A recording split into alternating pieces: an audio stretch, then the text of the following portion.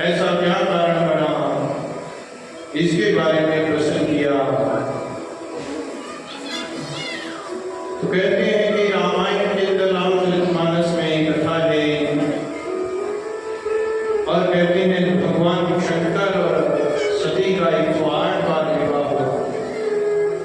भगवान शंकर ने अपने गले में मुंडों की माला धारण करते हैं, तो कहते हैं बार बार जो है सती बनती है। एक दिन पार्वती मैया ने पूछ लिया, हे प्रभु, ये मुंडों की माला आपके गले में जो है ये क्या है? पूछने पर जो है कहते हैं ये तो तेरे ही मुंड है। कहते मेरे मुंड है, क्यों? ऐसा क्या कारण है कि प्रभु मैं बार बार करती हूँ, बार बार जन्म लेती हूँ और आप एक अब तक मरे ही नहीं? भोलेनाथ जी कहते यही तो कारण है। आपको बार बार जो है क्या किया गया, अमर कथा को सुनाने का प्रयास किया गया, प्रयत्न किया गया कि आप भी अमर हो जाए हमारी तरह के। पर तो कहते हैं महाराज आप हर बार सो जाती हैं। आज ये हो गया कि आपको बार बार शरीर छोड़ना पड़ता है, क्यों? कहते हैं एक ही शर्त में तो हमारे आपका विवाह होता है।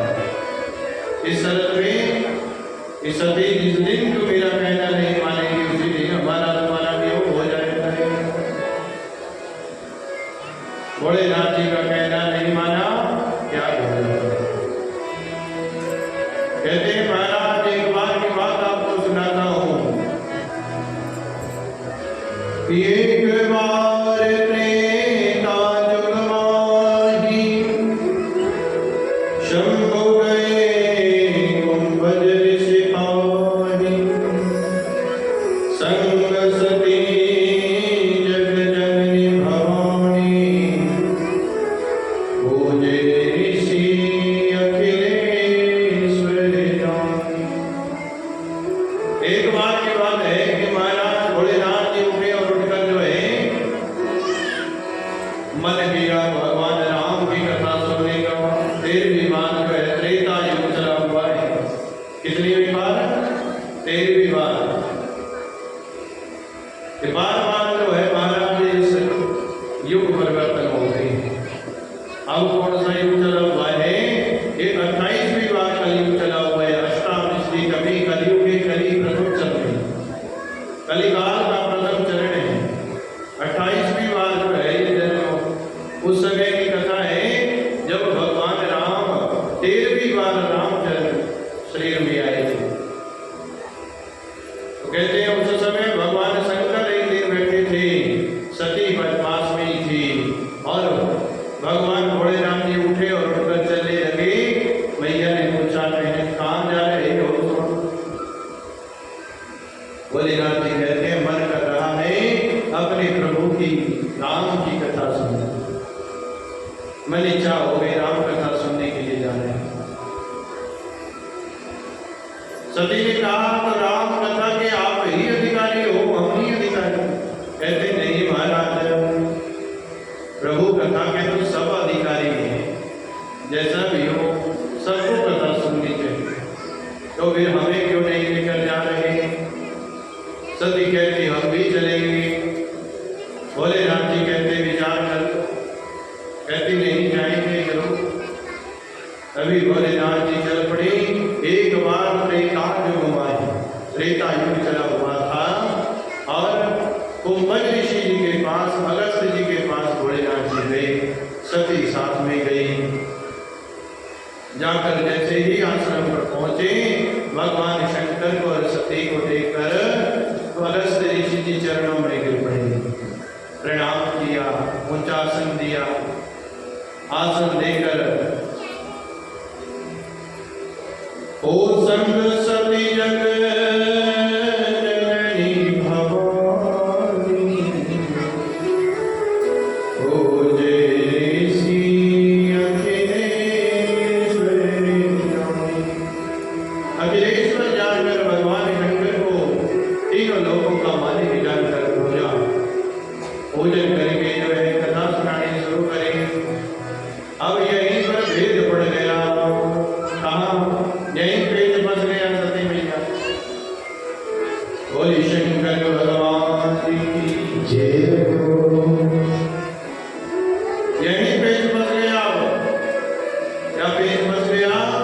अरे महाराज, जो हमें ही पूज रहा है, जो हमें ही प्रणाम कर रहा है, जो हमारा ही पूजन कर रहा है, वो हमें क्या कथा सुना है? सती का पेट फंस गया भाई। दूसरा पेज, भाई हमारे पंडित जी कड़े कथा नहीं सुनाने जानते, सारे ही जानते कथा सुनाने के। फिर से इस ऋषि का पूर्ण क्यों आए? बोले राम जी कड़े कथा नहीं जानते हैं। राम जी की कथा बधु स्वामी है, और अपने इष्ट अपने गुरु के बारे में कौन नहीं जानता है? जिसको गुरु बना लिया उससे नजदीकी हो गई, छोटी से छोटी बात भी एक दूसरे से शेयर कर देते हैं। सती ने कहा इस ऋषि के पास आए, पेट फंस गया, बोले राम जी कड़े कथा नहीं आती है। ये भी तो कथा सुनाते, बड़ी अच्छी कथा सुनाते कि राम कथा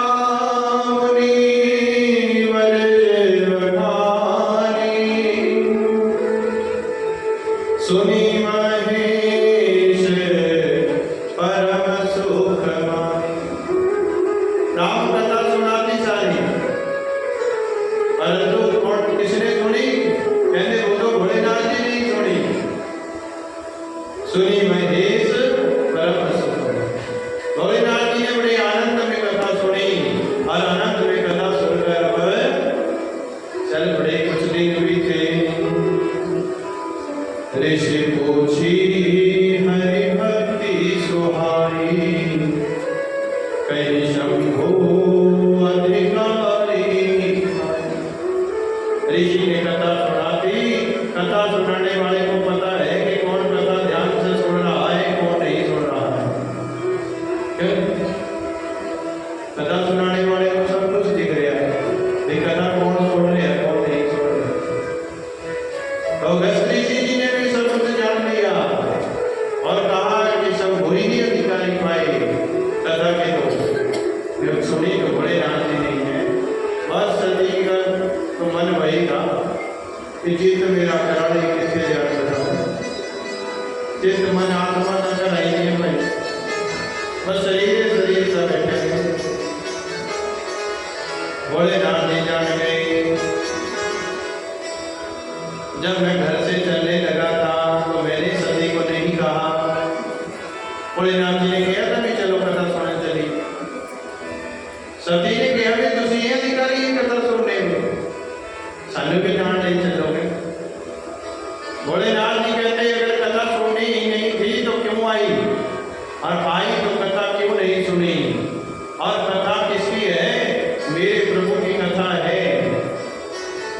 और क्या समझा? भोलेनाथ जी ने कहा मेरे प्रभु का अपमान आपने कर दिया, तेरे भी भर कर देता इसे चला हुआ है। सीता माता को रावण उठा कर ले गया, और भगवान राम क्या कर रहे हैं? घूम रहे हैं जंगल में, लता बेल पत्रों से, पशु से, पक्षियों से पूछ रहे हैं आप सीता, किसी ने मेरी सीता देखी? किसी ने मेरी सीता को देखा? सीता को देखा किसी? और उधर भोलेनाथ जी की नजर पड़ गई राम जी के ऊपर। जैसे ही ऋषि की कुटिया से जा रहे थे तो राम जी को देखकर भगवान हाथ जोड़कर प्रणाम करते हैं। जय सच्चिदानंद जग पावन, अस नहीं चले मनोज नसा। जय सच्चिदानंद भगवान जग पावन प्रभु राम, मेरा प्रणाम आपको है। अब भोलेनाथ जी ने प्रणाम किया तो बल स्वरूप जैसे ही सच्चिदानंद शब्द का, तो सती ने कहा सच्चिदानंद तो भगवान राम है।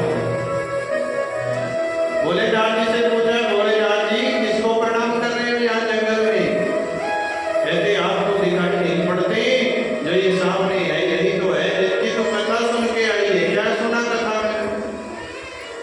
वही बात आ गई कि सारी रात रामायण सुनी, सवेर उठ के पूछते सीता क्या लगती थी भाई राम जी। अभी अभी जिसकी कथा तो सुन के आ रही है कि वही तो है भगवान राम। क्या ये वाले राम वही है या और कोई भी राम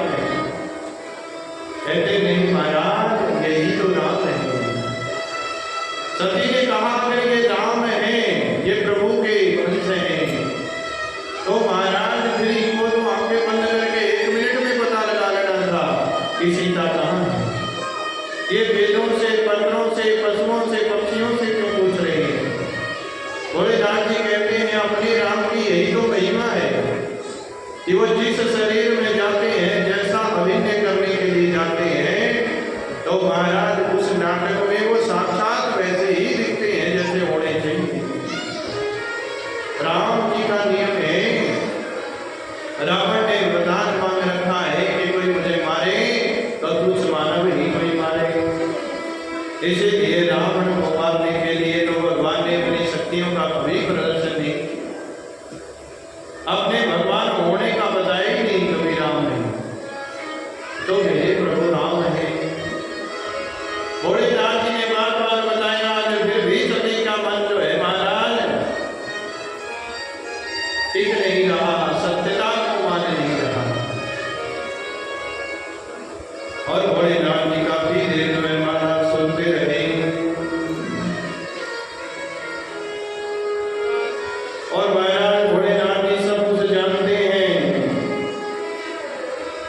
बार बार जो है भोलेनाथ जी ने समझाने पर भी आज सती की चिंताएं दूर नहीं हुई। अंत में भोलेनाथ जी ने कहा, जो तुम्हारे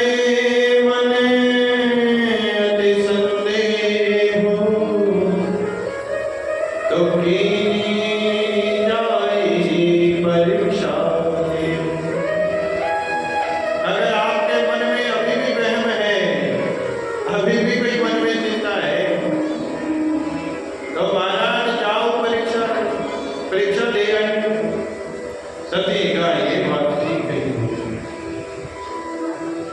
जैसे जाए मोह भ्रम भारी, करे हो सजनो विवेक विचार। जैसे आपका संदेह मिटता है वैसा जतन कर लो महाराज। सती परीक्षा लेने गई तो गई है, तो महाराज निजात भी कर रही है, कहीं भोलेनाथ नाराज ना हो, क्या करूं, कैसे परीक्षा लूं। और कहते रास्ते में सोचते सोचते क्या बस सीता जी को ढूंढ रहे हैं, इसीलिए सीता का ही रूप धारण करके जाते। मुझे देखकर अगर तो कोई कुछ मानव हुआ तो प्रसन्न हो जाएगा, अगर साक्षात नारायण हुए तो मुझे पहचान जाएगी। विचार करके गई, जिन वेद मंत्रों के रास्ते से आ रहे थे भगवान राम, उसी रास्ते में जाकर खड़ी हो गई सीता का रूप बनाकर। और जैसे ही सीता का रूप बनाकर पहुंचती है तो भगवान राम की दृष्टि जैसे ही पड़ती है तो कहते हैं हाथ जोड़कर प्रणाम करते हैं।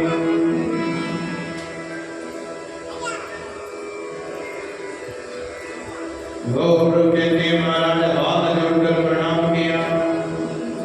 जोरी पानी प्रभु की प्रणाम, पिता समेत लीनी निज नाम।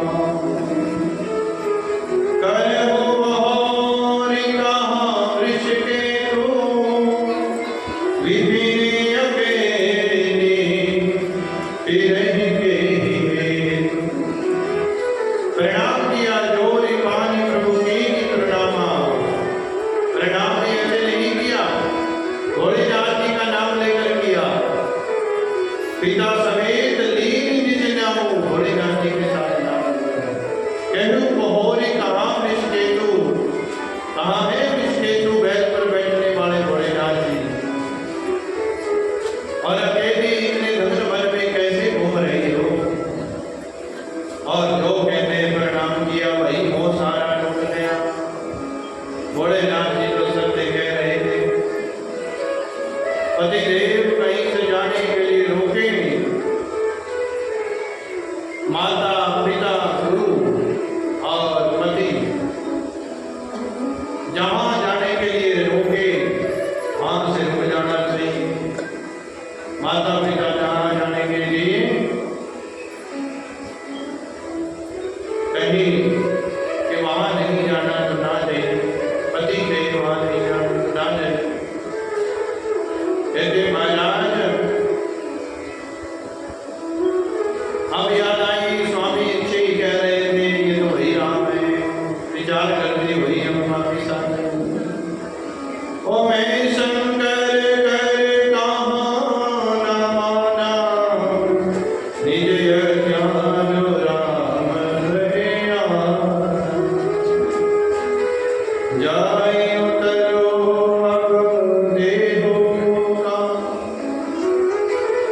युग जाए अधिकार निधान। अब विचार करने जा रही है कि अब तक दूंगी भोलेनाथ जी को। जाते ही भोलेनाथ जी ने कहा, देवी क्या कैसे परीक्षा लेकर आई? लीनी परीक्षा कवन विधि, कहो सरते सतभाव। किस प्रकार से परीक्षा ली? सत्य सत्य कहना। कहती महाराज कुछ नहीं किया मैंने, आपकी तरह मैं भी सच्चिदानंद परम पिता परमात्मा को नमस्कार करके आ गई। कछु न परीक्षा लीनी गोसाई, कीनी प्रणाम तुम्हारी नाम। जैसे आपने प्रणाम किया वैसे ही मैं भी करता। भोलेनाथ जी ने आंखें बंद करी और देखा महाराज कैसे परीक्षा लेकर आए। जो आंखें बंद करके देखा भोलेनाथ जी के मन में खलबली चल पड़ी। सती मेरी घरवाली है और सीता मेरी माँ है। जो अब कराहूं सती सन प्रीति, विटई भक्ति पद होई अनेक।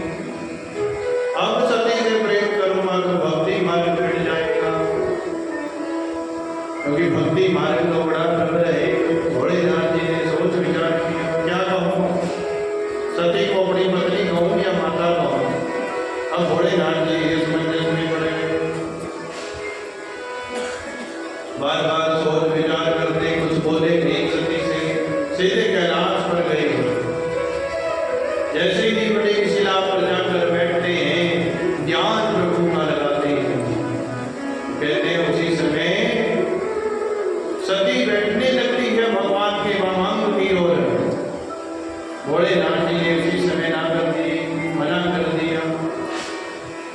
अब सती तो यहाँ नहीं बैठ सकती। कहती कहाँ बैठूं प्रभु? या तो आप सन्मुख बैठी, क्योंकि यहाँ तो मेरी पत्नी विराजती है वामांग में। अभी तो मेरा ही दिमाग हिला हुआ है कि मैं आपको अपनी पत्नी कहूँ या माता कहूँ। अब तो यही दिमाग में डिसाइड नहीं हो रहे हैं। कहते राम राम राम रटने लगे प्रभु। कहते हैं आकर अभी सन्मुख बैठ जाएगी, आगे बैठ जाएगी, क्योंकि सबकी परिस्थिति जो है वामांग की ओर बैठने की नहीं होती, केवल पत्नी का ही है। इसीलिए महाराज बाकी दुनिया सब सामने बैठती है, पत्नी को ही अधिकार है वामांग रहने। इसीलिए आप सामने बैठिए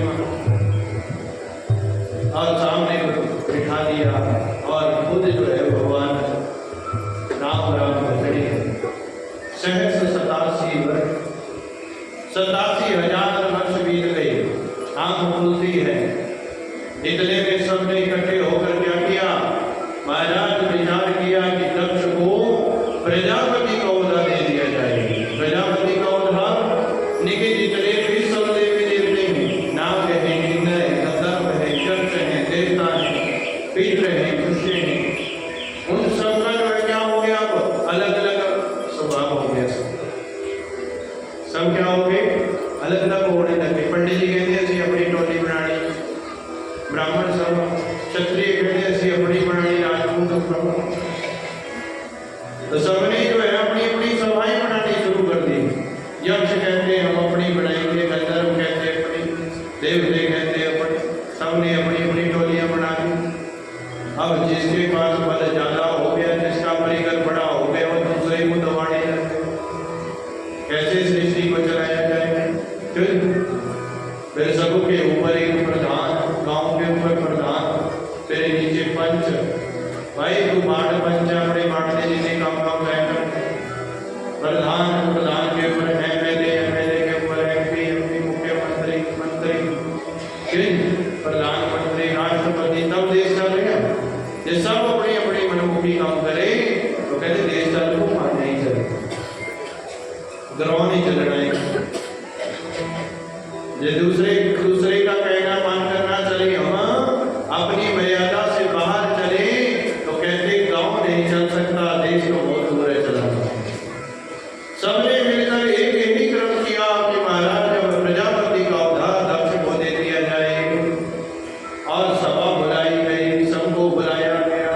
उसी सभा में भगवान शंकर, भगवान विष्णु और ब्रह्मा भी गए।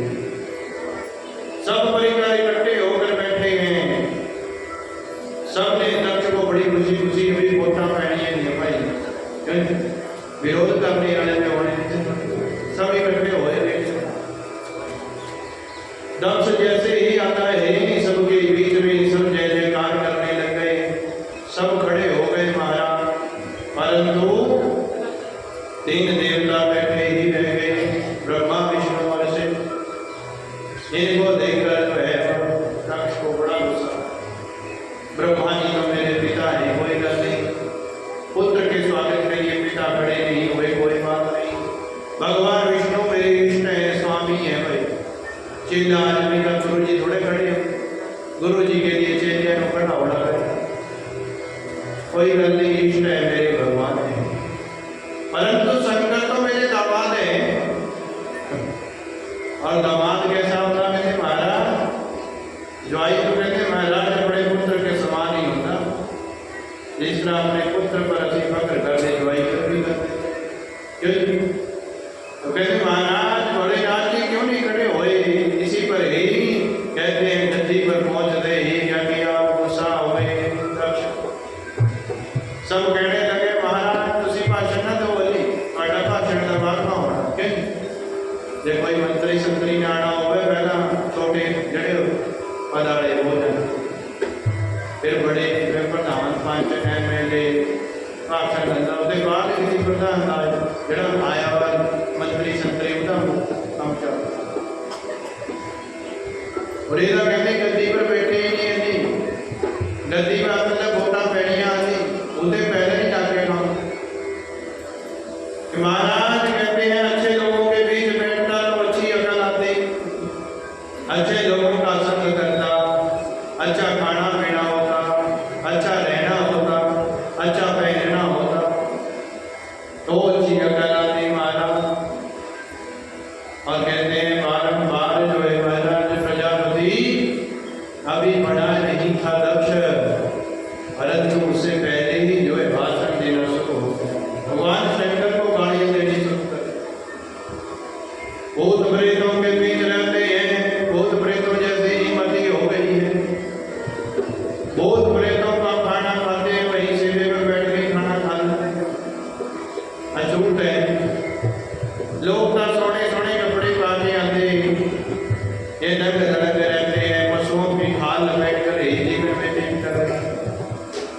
और लोग सोने बात है बड़े बड़े पहनते हैं, सोना पानी हीरे द्वारा पानी के लिए तरसते हैं। ठीक है, भुज के इंद्रहार और सप्पा नहीं कोई हाथ बना कर बैठे। और महाराज कुल गोत्र भी अच्छा होता है, कहते कोई कुल का नहीं पता, अमंगल भी सदा नहीं है, कुल गोत्र का कोई पता ही नहीं है। क्यों? माता पिता जैसे होते कहते ज्यादा नहीं कभी 50% का न्याय वैसी अकल होने जैसे माए ऐसे जाए। परंतु जिनके जन्म का ही कोई पता नहीं है, माता पिता का ही कोई पता नहीं है, कहते ऐसे अमंगल वेशधारी भगवान शंकर को बार बार जब कहते हैं महाराज बार बार जो है प्रताड़ित किया, आज भोलेनाथ जी का अपमान देखकर इनके गढ़ खड़े हो गए। नंदी जी उनसे नहीं कहा गया कि हरि हरि निंदा सुने जो होए हो गौघात समान। हरि की जो अपने इष्ट की और अपने गुरु की, अपने माता पिता की निंदा सुनता है, उस समय लोग काटने के बराबर पाप लगता है। इसीलिए महाराज बल हो तो लड़ाई लड़ लो, ना बल हो तो कानों में उंगली देकर वहां से निकल जाना चाहिए। पर गणों ने खड़े होकर कहा हम अपने स्वामी की, अपने शिष्य की निंदा नहीं सुन सकते। अरे है दक्ष, अपनी जगह जुबान पर लगाम लगा ले। बोले हरे कृष्णा हरे कृष्णा।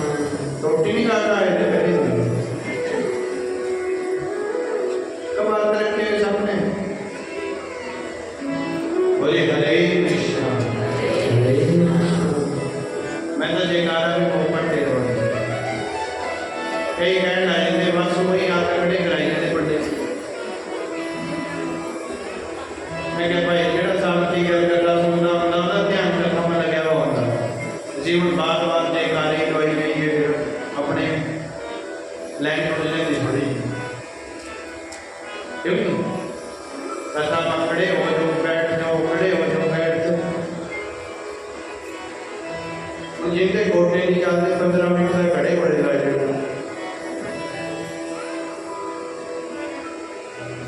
5-4 मिनट बैठने का क्यों जी 2 घंटे की कथा जे 4 बजे ठाड़ते बैठाड़ते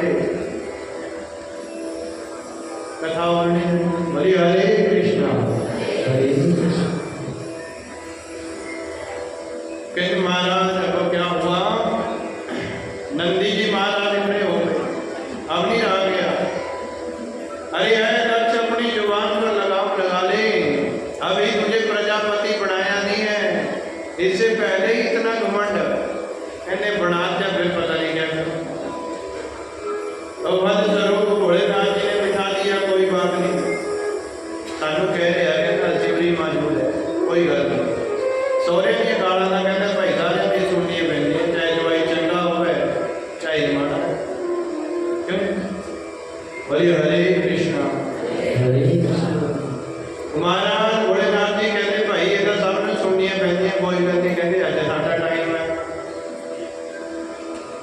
तो जब नहीं रुके प्रजापति तब रहा नहीं गया, नंदीश महाराज फिर खड़े हुए। खड़े होते ही जो है श्राप दे दिया, ले आए दक्ष जिस रूप से तू मैं कर रहा है, श्राप देता हूं। इस धड़े से तेरी ये गर्दन कट जाएगी और तुझे मैं करने वाले का मुंह लग जाएगा। मैं कौन करता? बकरा। बकरा का मैं बड़ी करता है। कहते फिर ताई लगे कहते आयु तरदी खलबेली। तो कहते महाराज उसकी खल में ताई करती जड़ा मैं ज्यादा कर। और भले स्वरूप जो है कहते महाराज जब दक्ष को श्राप दिया नंदीश महाराज ने, उधर से भृगु जी खड़े हो गए, उन्होंने श्राप दे दिया। मैं भी श्राप देता हूँ, भगवान भोलेनाथ जी के गण पखंडी हो जाएंगे। इधर से नंदीश्वर महाराज ने फिर श्राप दे दिया। मैं भी श्राप देता हूँ, आप जैसे चाटुकार ब्राह्मण कहते हैं मांग कर अपना गुजारा करेंगे, तो मुझसे करवा दो, मुझसे ये करवा दो, मैं फ्री में ही कर दूंगा जी, सरकार कर दूँ, कोई कर। तो कहते महाराज उधर से फिर श्राप लगा, इधर से फिर श्राप हुआ। उधर से पूछा, ऋषि खड़े हो गए, उन्होंने श्राप लिख दिया। इधर से गण खड़े होकर श्राप ले रही। भोलेनाथ जी ने भगवान से कहा प्रभु मैनू नहीं लगता भी अज प्रजापति दक्ष बन गया, प्रजापति का रह गया। कहते क्यों? कहते उन्हें बनाने का प्रजापति आए थे पर उन्हें का कुछ और ही बन गया। कहते उन श्राप समारोह शुरू हो गया। जहाँ आपके कारण झगड़ा हो रहा हो तो उस स्थान को छोड़ देना चाहिए, यही शास्त्र। जो थोड़े करके किसी लड़ाई होने लगी तो उस स्थान से जो है हट जाना चाहिए, चले जाना चाहिए। भोलेनाथ जी ने भी कहा भाई लड़ाई तो सारी साढ़े करके ही है, इसीलिए चलो बढ़ो अपने लोग को। जब किसी के घर में इज्जत ना मिलती हो अपने घर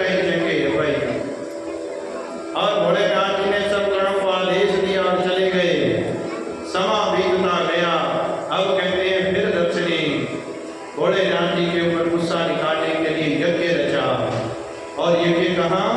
कंचन में होने लगा।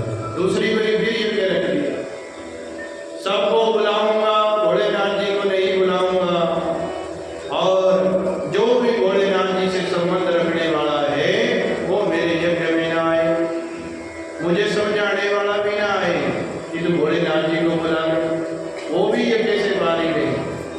सब छोटे से छोटे को बुलाया यज्ञ में, परंतु भोलेनाथ जी को नहीं बुलाया, उनसे रिश्तेदारी रखने वालों को नहीं बुलाया।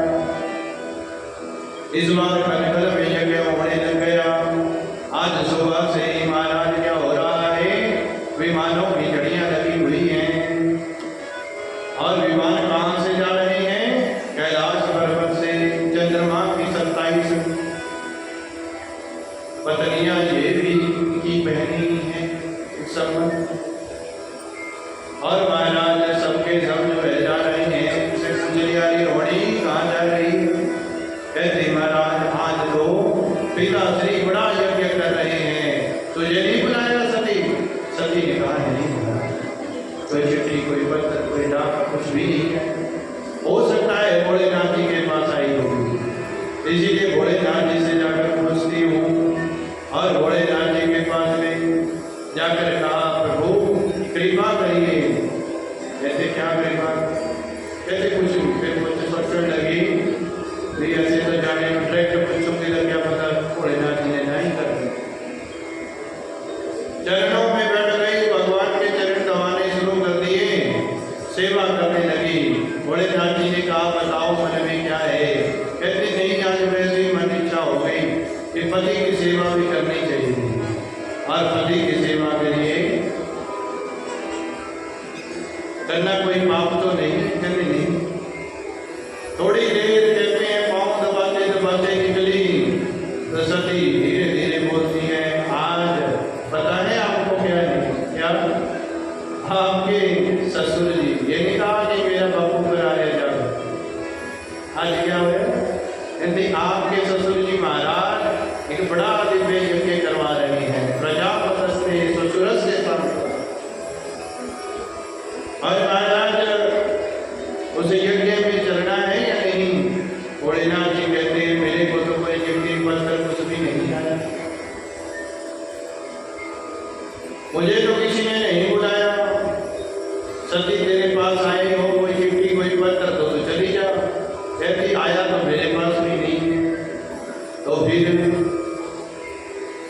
कैसे जाए? कहती महाराज जाना चाहिए, क्योंकि अगर ना गए तो पिताश्री गुस्सा हो जाएंगे। कहते आगे पीछे चलोगे कि नहीं? कहते नहीं, आगे पीछे जाके क्या करना, क्योंकि अगर आज नहीं गए तो पिताश्री बड़ा मुंह बना के बैठे रहोगे। बिना बुलाए कहते वैसे भी जाना नहीं चाहिए किसी को।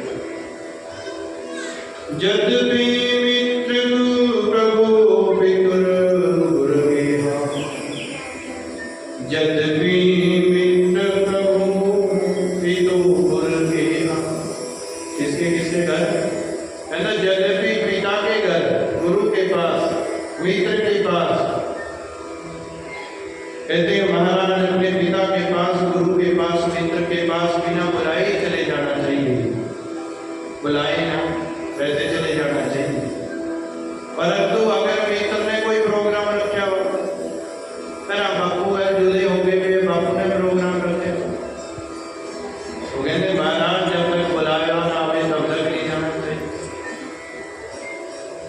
ऐसे चाहे मित्र के घर में हर रोज जाते रहते हो, परंतु प्रोग्राम ना हो किया हो और बुलाया ना हो तो जाना नहीं चाहिए। कहते जानी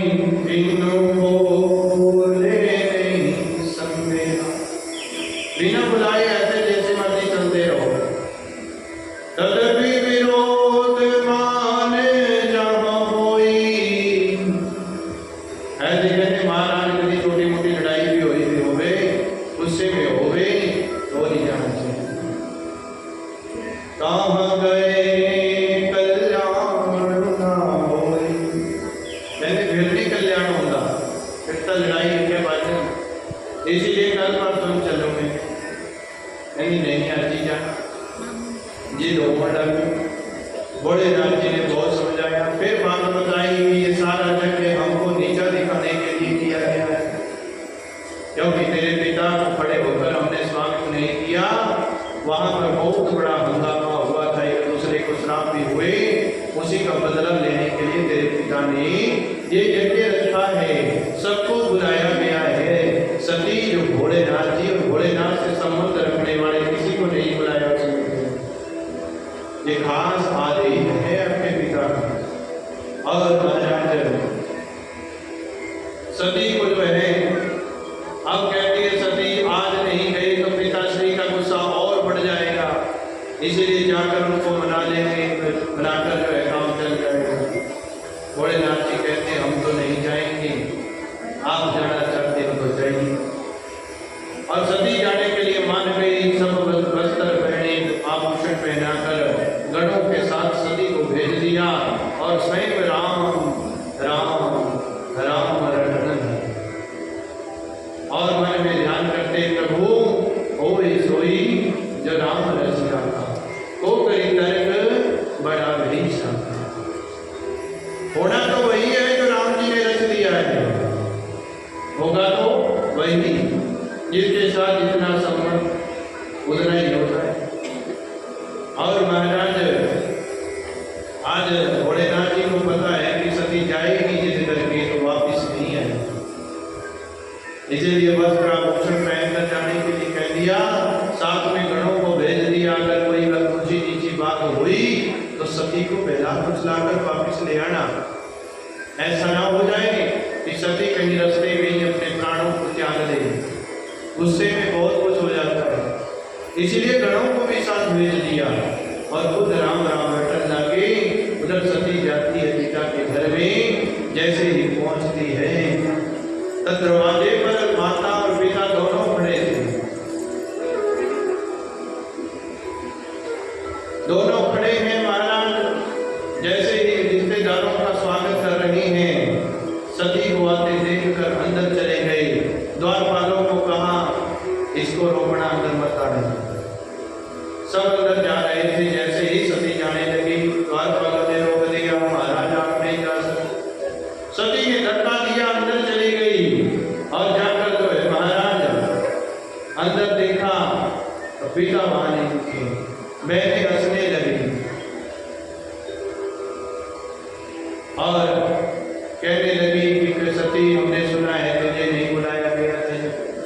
कोई गल नहीं भाई, पिता के घर माना कुड़ियां वैसे ही जल्दी कहते बिना बुलाए और हंसने लगी। सादर भले मिली माता भगनी मिली अधिक मुस्कान। और अंदर गई माँ के पास, सीने से माँ ने लगा दिया, रोती है भैया मैं तो इतना बड़ा यज्ञ कर रही हूँ पर इसको निष्फल जानती हूँ क्योंकि तुझे नहीं बुलाया इसको।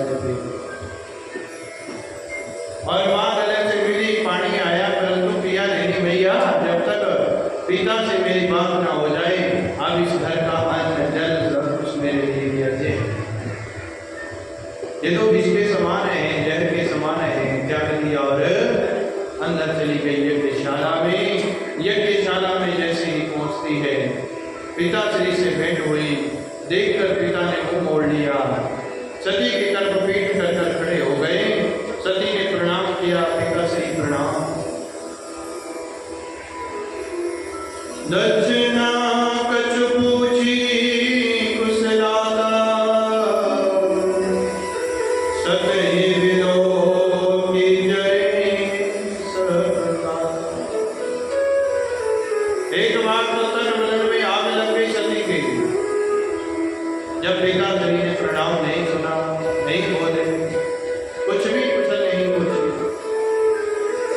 पिताश्री से बार बार बुलाने के लिए प्रयत्न करती है परंतु पिता नहीं बोलते। और सती ने बहुत प्रयत्न किया, नहीं माने पिता। पिताश्री अगर कोई गलती बच्चों से हो जाए तो उसे क्षमा करना चाहिए। भोलेनाथ जी ने कोई अपमान आपका कर दिया तो मैं क्षमा याचना करूं, मैं आपसे क्षमा याचना करती हूँ, क्षमा करिए।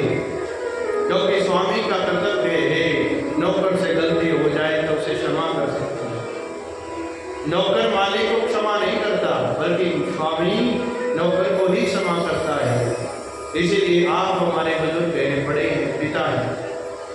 अगर हमसे कोई भूल हुई है, अपमान हुआ है, तो उसकी क्षमा याचना में करती हूँ, परंतु आप मुझसे बात करेंगे नहीं की बात।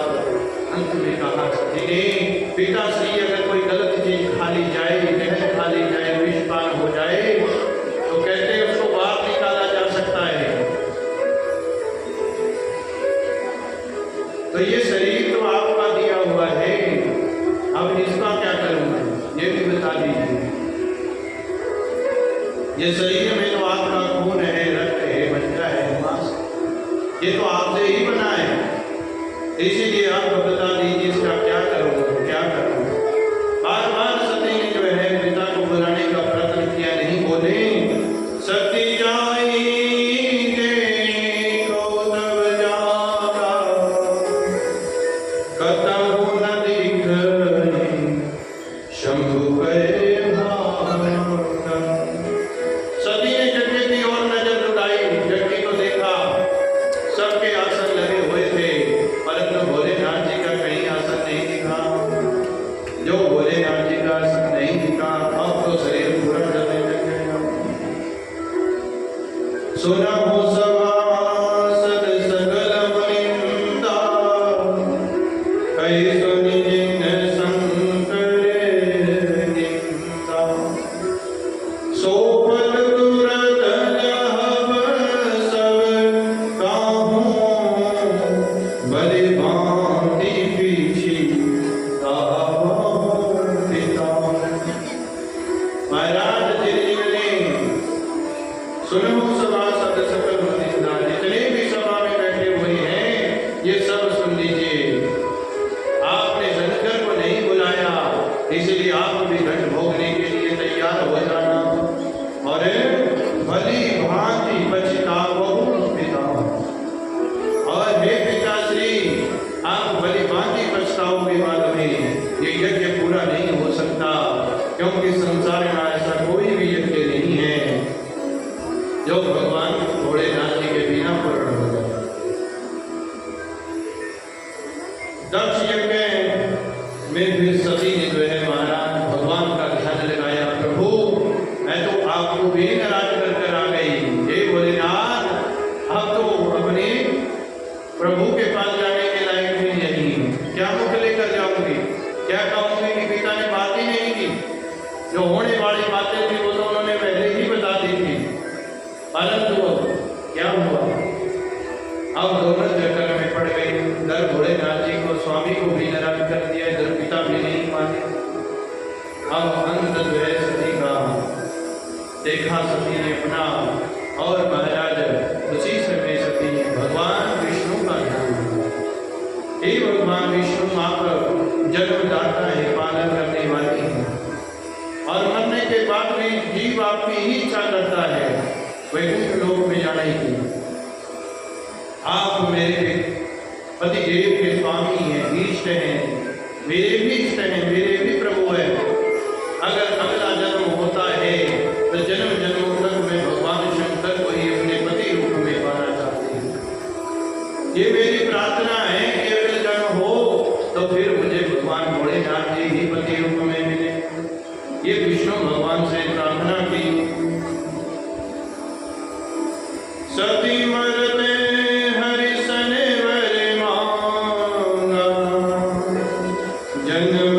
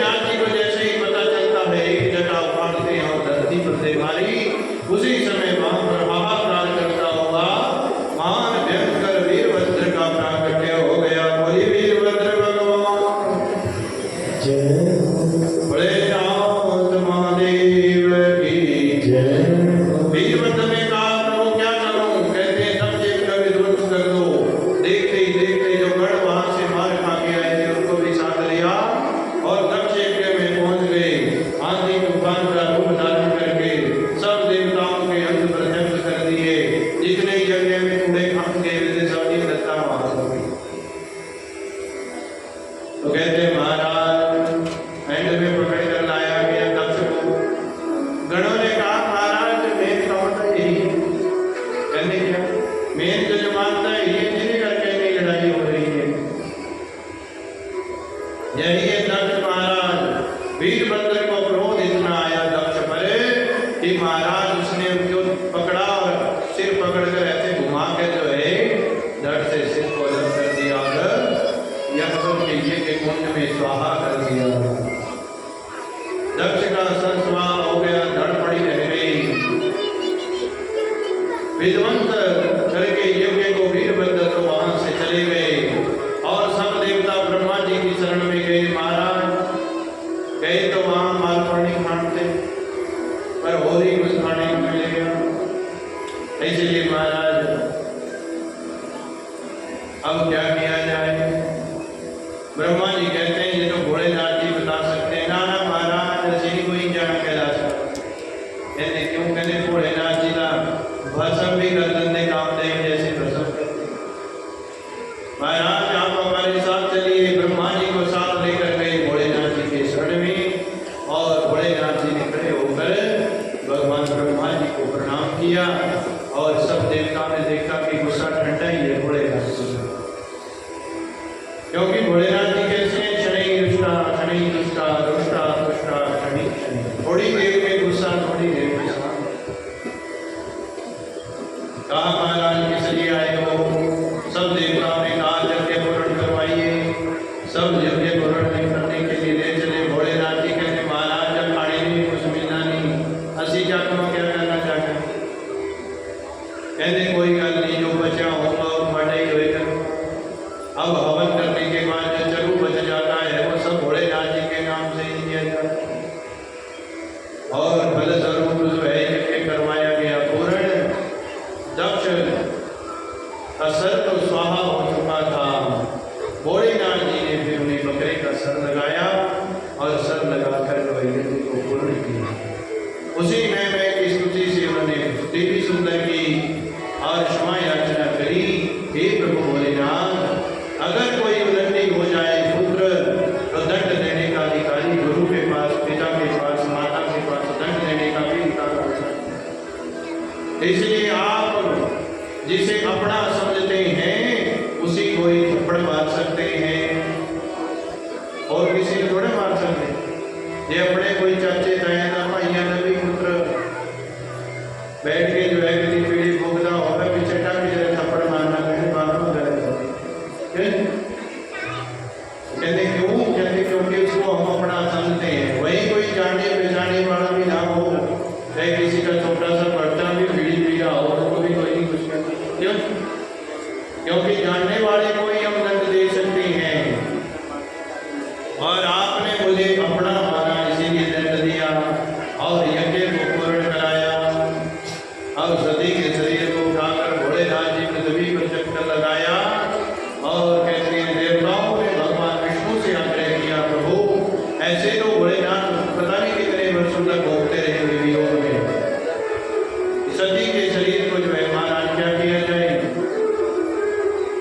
काटा जाए। अंग प्रत्यंग हो गए और बल स्वरूप जो है कहते हैं फिर भोलेनाथ जी योग में चले गए समाधि करते और फिर कहते हैं यही जो है कन्या हिम के घर में पैदा हुई और दुर्य तप करके पार्वती मैया का विवाह भोलेनाथ जी से हुआ और सच्ची से प्रेम से धूमधाम से भगवान भोलेनाथ जी का प्रोग्राम करती है कि भोले को कैसे मनाएं हम। ओ भोला